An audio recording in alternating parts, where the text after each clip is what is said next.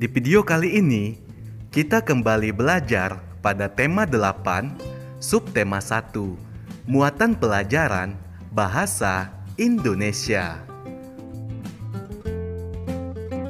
Penggunaan huruf kapital.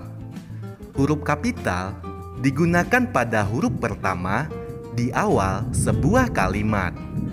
Huruf kapital juga digunakan saat menulis kata Tuhan dan kata ganti Tuhan. Contoh pada kalimat, sebelum belajar, kita sebaiknya berdoa kepada Tuhan yang Maha Esa. Kata Tuhan yang Maha dan kata Esa diawali dengan huruf kapital. Contoh kalimat kedua, berdoa kepada Tuhan sesuai agama yang dianut. Kata Tuhan menggunakan huruf kapital. Selanjutnya, selesai makan, berdoalah kepada Tuhan. Berikut beberapa kata ganti Tuhan yang sering digunakan, seperti yang Maha Esa, yang Maha Penyayang, yang Maha Pengasih, yang Maha Kuasa, yang Maha Besar. Contoh kalimat menggunakan kata ganti Tuhan. Contoh kalimat yang Maha Esa. Sebelum beraktivitas, berdoalah kepada Tuhan yang Maha Esa. Selanjutnya, yang Maha Kuasa. Tuhan yang Maha Kuasa selalu menuntun keputusan yang kita ambil. Berikutnya, yang Maha Besar. Contoh kalimatnya, kuasa Tuhan yang Maha Besar sungguh luar biasa. Berikutnya, yang Maha Penyayang. Contoh kalimatnya, ucapkan syukur kepada Tuhan yang Maha Penyayang. Selanjutnya, yang Maha Pengasih. Contoh kalimatnya, Tuhan yang Maha Pengasih akan mengampuni kesalahan kita. Penggunaan huruf kapital pada nama diri.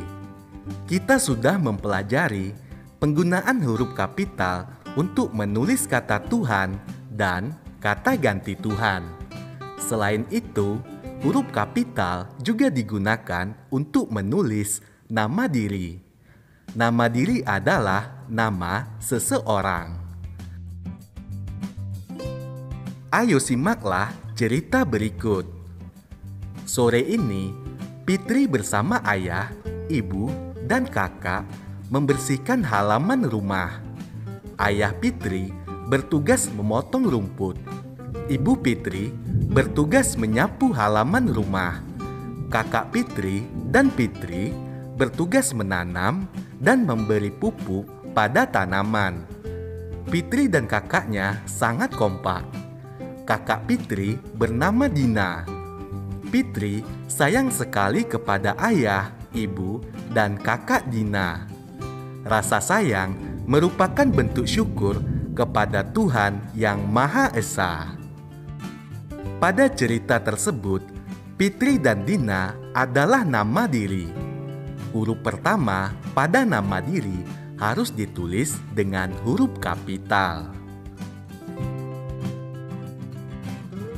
Penggunaan tanda titik dalam kalimat.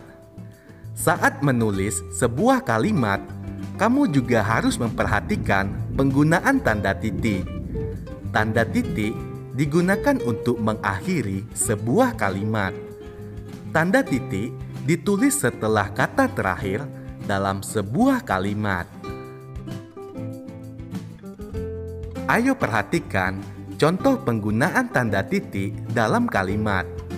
Fitri dan Komang berangkat ke sekolah bersama-sama. Ayah mengantarkan Jonas ke sekolah menggunakan sepeda motor. Kakak Ridwan membantu Bagas mengerjakan pekerjaan rumah.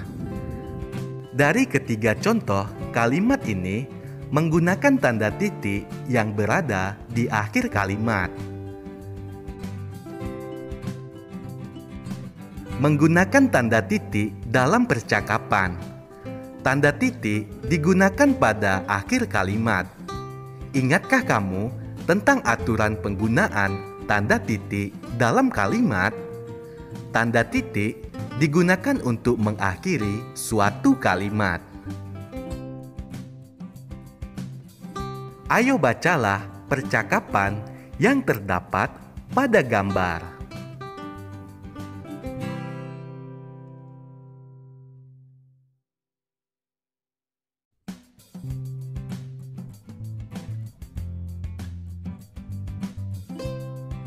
Pada gambar tersebut, terdapat teks percakapan sebagai berikut. Di dalam kalimat percakapan antara Rudy, Jonas, dan Benny menggunakan beberapa tanda titik yang diletakkan di akhir kalimat. Kamu bisa memperhatikannya melalui teks percakapan ini.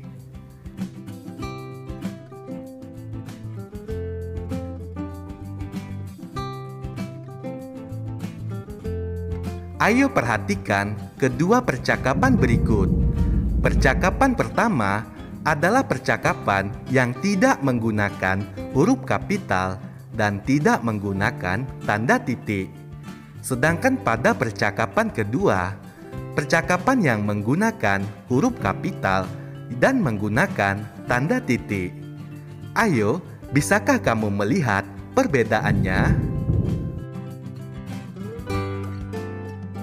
Penggunaan tanda tanya dalam percakapan. Kalimat tanya adalah kalimat yang dibuat menggunakan kata tanya. Kata tanya dalam bahasa Indonesia biasanya diawali dengan kata apa, siapa, di mana, mengapa, kapan, dan bagaimana. Saat membuat kalimat tanya, kamu harus memberi tanda tanya di akhir kalimat. Kalimat tanya juga dapat dibuat dengan menambahkan partikel kah pada suatu kata. Misalnya, pada kata tanya apa menjadi apakah. Ayo perhatikan penggunaan tanda tanya pada percakapan berikut. Kapan ikannya matang, Ayah? Apakah masih lama? Sebentar lagi, Nak. Mungkin 5 menit lagi. Bisakah kamu menunggunya sebentar lagi? Kalimat yang dicetak tebal adalah kalimat tanya. Terdapat partikel kah yang digunakan pada kata apakah dan bisakah. Percakapan tersebut juga menggunakan tanda tanya pada akhir kalimat tanya. Kalimat tanya dalam percakapan. Perhatikan kalimat tanya berikut. Apakah semuanya sudah datang? Mengapa Jonas belum datang? Kalimat tanya di atas menggunakan kata tanya apakah dan mengapa. Kata tanya apakah untuk menanyakan terjadi atau tidak terjadinya suatu peristiwa. Kata tanya mengapa untuk menyatakan sebab atau alasan suatu peristiwa terjadi. Kalimat tanya digunakan saat kamu ingin mengetahui suatu hal secara lebih rinci.